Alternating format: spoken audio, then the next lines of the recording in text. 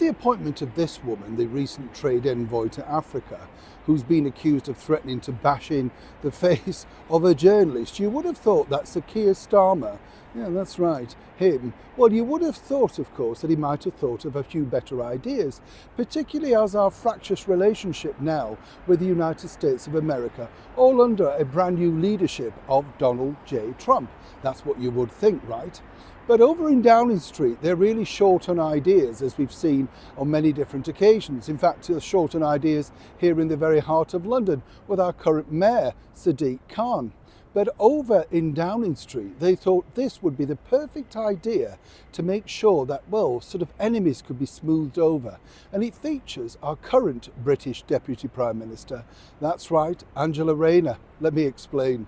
Morning, lovely to see you. Thank you so much as ever for taking the time out as we are by the side of the River Thames today. Looks really nice, doesn't it? A little bit chilly though, let me tell you. That's the problem at this time of year, isn't it? But it's always nice to look at water. Apparently it's very calming. Calm waters, of course, are what needed. We haven't had a wave, have we? Sorry, good morning, good evening. Hope you're looking after yourselves. Calm waters, though, are what are needed, aren't they, really, when you think about it in the political world. You see, let's not forget our current Deputy Prime Minister said this about the brand new president of the United States of America, Donald Trump. His macho, I'm all right, look at me, I've survived COVID, is an absolute buffoon. He has no place in the White House. He's an embarrassment, and he should be ashamed of himself, especially when thousands of Americans have died. COVID is a serious disease. It's a serious pandemic. People have died, loved ones have died, and he's an absolute disgrace. And so is Boris Johnson for not being able to even know his own rules. I think they're both idiots, and we deserve better than... Yes, hardly a ringing endorsement. And the problem is, our Keir, as he's known, and the reason why I call him our Keir is apparently, and a lot of people ask that question, why do you call him the Right Honourable Keir Starmer? That is the correct address as a Member of Parliament. They call each other the Right Honourable. I'm sure they don't mean it, but that's the gig. That's the deal, and that's why you have to address them like that. We're all about protocol, as you could imagine, here on this channel. But you see, the idea is this, that, as you know, the beautiful First Lady, that is Melania Trump, recently released her best-selling autobiography.